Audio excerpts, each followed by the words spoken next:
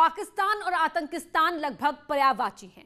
हिंदुस्तान पर तो पाकिस्तान की बुरी नजर हमेशा रहती है, लेकिन वो अपने यहाँ के हिंदुओं को भी उसी नजर से देखता है जैसे हिंदुस्तान को।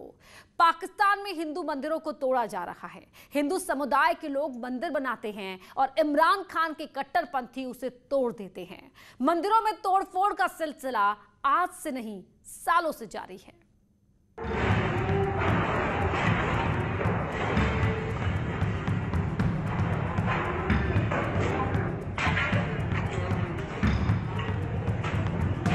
जब आपके आराध्य का आपके सामने अपमान हो,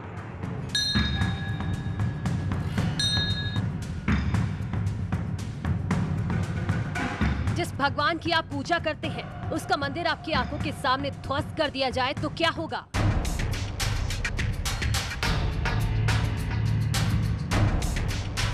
मंदिर में पूजा पाठ के बीच कुछ लोग जबरन घुस आए और वहां तोड़फोड़ करने लगे तो उस वक्त उन भक्तों पर क्या बीती होगी?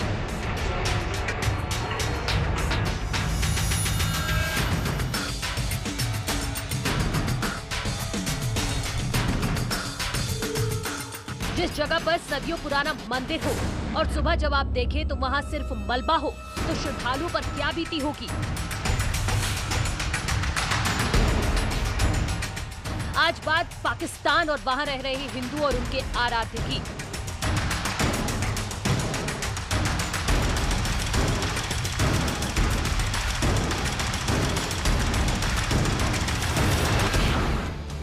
शुरुआत इस बात से की जा सकती है कि पाकिस्तान के दक्षिण पूर्वी सिंध में एक और मंदिर में तोड़फोड़ की गई है और ये तोड़फोड़ किसी और ने नहीं, पाकिस्तान की मेजॉरिटी कम्युनिटी ने की है।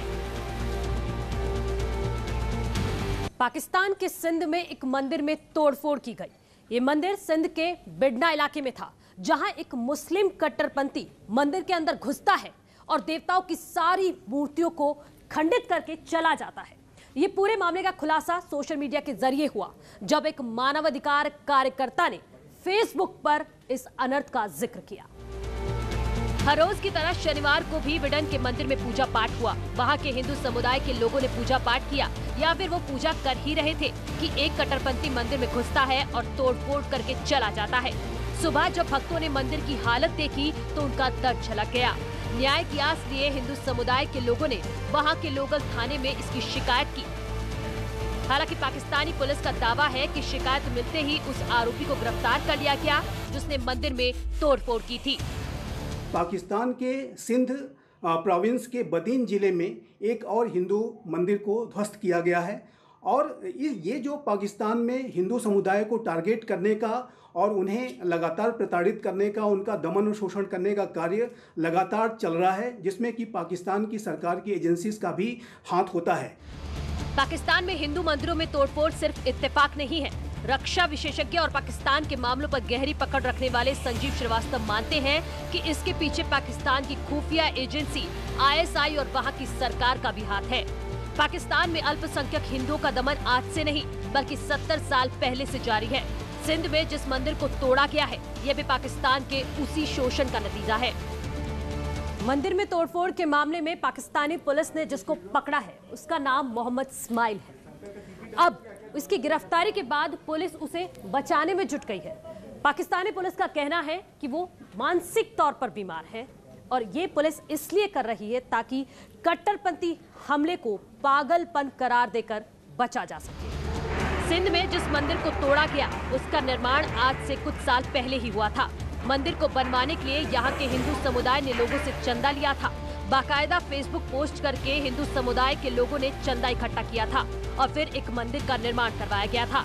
लेकिन अब पाकिस्तानी कट्टरपंथी ने इसे तोड़ दिया है और यहाँ की पुलिस और प्रशासन उस आरोपी को मानसिक बीमार बताकर मामले को रफा दफा करने में लगी हुई है। पाकिस्तान में हिंदुओं और उनके देवताओं का अपमान कोई नई बात नहीं है। पाकिस्तानी कार्यकर्ता ने फेसबुक पोस्ट में लिखा है कि पाकिस्तान में 428 मंदिर थे जो ऐतिहासिक थे, लेकिन 1947 के बाद जब लगातार हिंदुओं के मंदिरों को ध्वस्त करने का काम शुरू हो गया और आलम यह है कि अब सिर्फ 20 मंदिर बचे हैं। हालात यह है कि इमरान सरकार और उनके कट्टरपंथी अगर इसी तरह से करते रहे तो सारे मंदिर ध्वस्त हो जाएंगे। पाकिस्तान में हिंदुओं के साथ क्या हो रहा है, उनके हालात कैसे हैं, इसका अंदाजा इस बात से लगाया जा सकता है कि हजारों की संख्या में पाकिस्तानी हिंदू वहां से पलायन कर गए।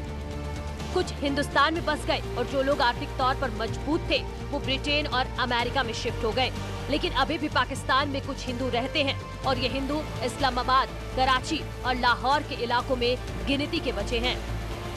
अब पुलिस है और समाज है और कोर्ट है, ये तो उसी के इस्लामी के पक्ष में बात करते हैं। ये कोई धर्म है, हिंदू सनातन धर्म है, इसके विषय में ना सोचते हैं ना बात करते हैं।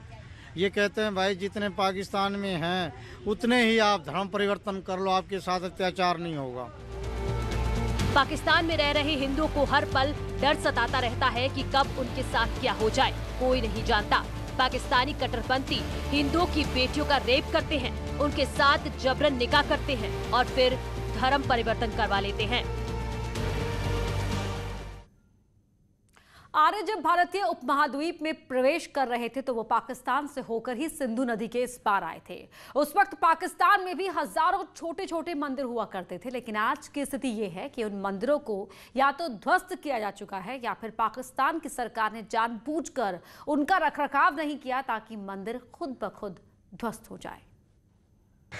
अगर इस्लामाबाद में मंदिर बना तो ये याद रखना, मैं उन हिंदुओं तो चुन चुन के मारूंगा, समझ गए? अल्लाह हाफिज। ये क्या बोल रहा है? ना देख लो जी। इस मासूम को शायद ठीक से मालूम भी नहीं होगा कि आखिर मंदिर क्या होता है, लेकिन फिर भी मासूमों के मुंह से जहर उगलवाया जा रहा है। इस वीडियो को पाकिस्तानी मूल के लेखक तारिक फतेह ने ट्वीट किया था, जिसमें उन्होंने पाकिस्तान और वहां के हिंदुओं पर हो रहे अत्याचार का जिक्र किया था। ये वीडियो इस बात की भी गवाही है कि पाकिस्तानी कट्टरपंथी हिंदुओं के बारे में क्या सोचते हैं। उसी दिन से टूटना शुरू हुआ।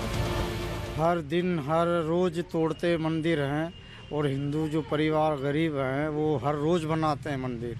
उनका ये धर्म बन चुका है, मंदिरों को तोड़ना, धर्म परिवर्तन करना, मारना, लूटना। इनका मजहब की ज्ञान यही कह रही है इनको।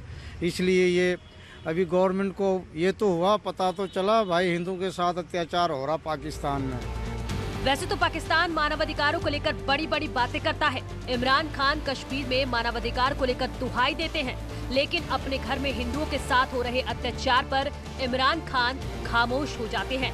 पाकिस्तान से जो हिंदू भारत आए हैं उनसे बेहतर भला कौन समझ सकता है कि कैसे उनके घरों को तोड़ा गया, कैसे उनकी बहन बेटियों को कट्टरपंथियों ने निशाना बनाया। वही पता नहीं है वो इस्लाम में क्या करते हैं भाई। इन्होंने धर्म परिवर्तन कर लिया।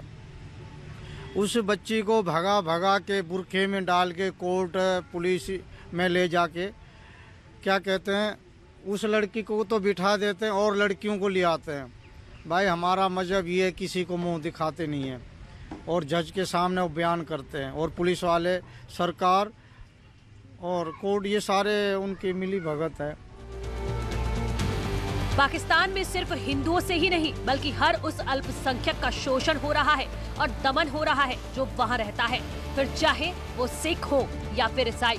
पाकिस्तान में गैर मुस्लिमों को दोयम दर्जे का नागरिक माना जाता है। उन्हें न तो धार्मिक स्वतंत्रता है और न ही आवाज उठाने की आजादी।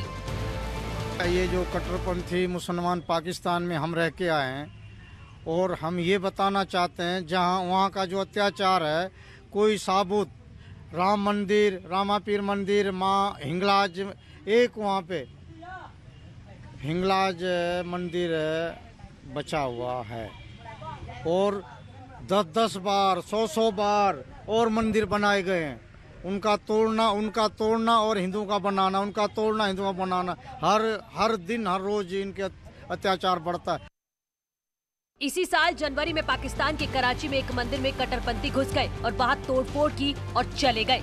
हालांकि कराची पुलिस ने उस वक्त दावा किया था कि आरोपियों को गिरफ्तार कर लिया गया है, लेकिन पुलिस ने यहां भी खेल कर दिया। सभी कट्टरपंथियों को नाबालिग बताकर छोड़ दिया गया।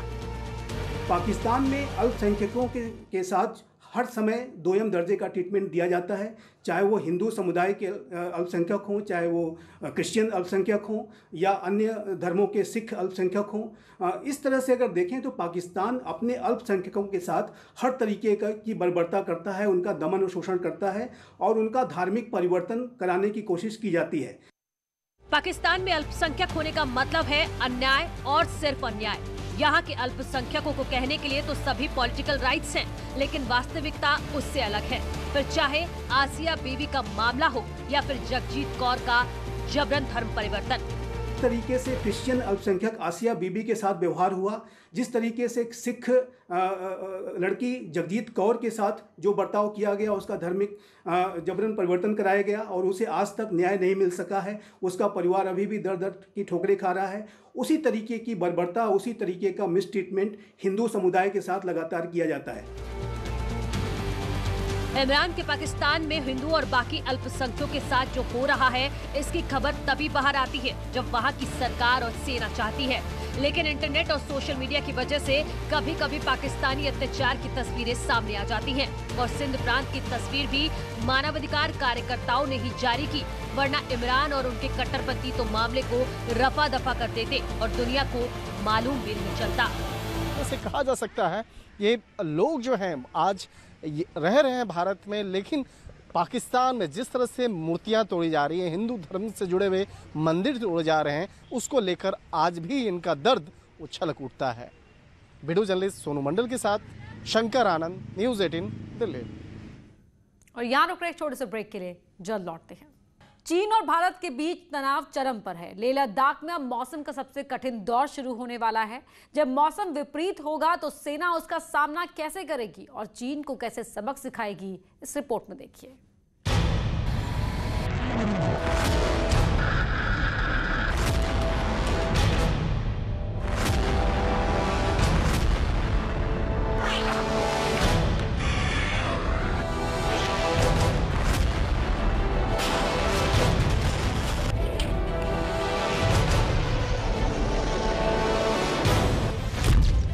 भारत के 10 ब्रह्मास्त्र से चीन परास्त।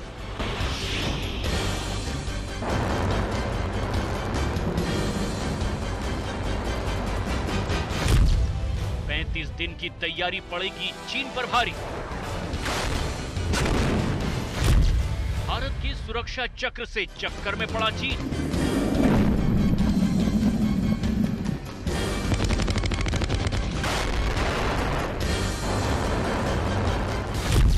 LAC की बर्फबारी के खिलाफ भारत की भारी तैयारी।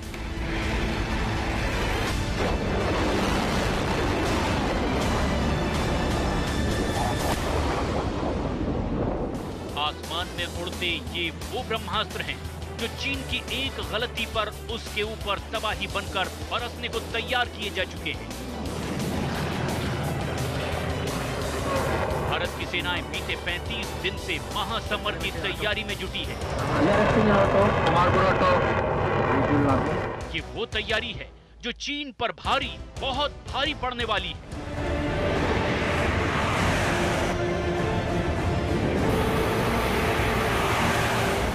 भारतीय सेना फौलादी हौसले के साथ LAC की ऊंची चोटियों पर मुस्तैद है और इधर उस युद्ध की तैयारी की जा रही है जिससे चीन के सैन्य ठिकानों को दूर से ही तबाह किया जा सके।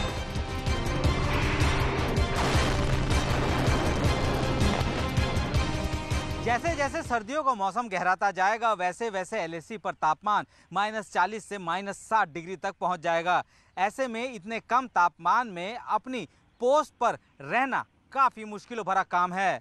चीन के कई सैनिक तो पहले से ही हिम्मत हार चुके हैं, लेकिन सियाचिन में तैनात रहने वाले भारतीय सेना के जवान अपनी ट्रेनिंग के बूते इस इलाके में अपनी ड्यूटी को अंजाम देने के लिए पूरी तरह से तैयार बैठे हैं।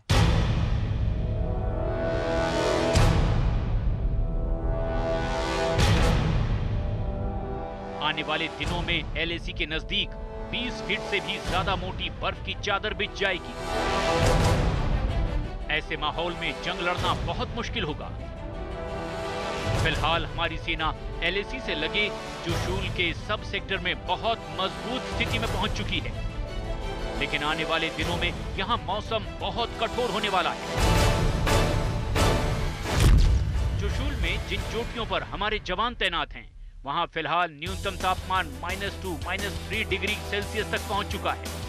नवंबर के महीने में पारा गिरकर -10 से -20 डिग्री सेल्सियस तक पहुंच जाता है और उससे अगले महीने यानी कि दिसंबर में पारा -30 से -40 डिग्री सेल्सियस तक पहुंचने का भी अनुमान है। और हमारे इस खास पेशकश में फिलहाल इतना ही। आगे देखिए खबर दमदार।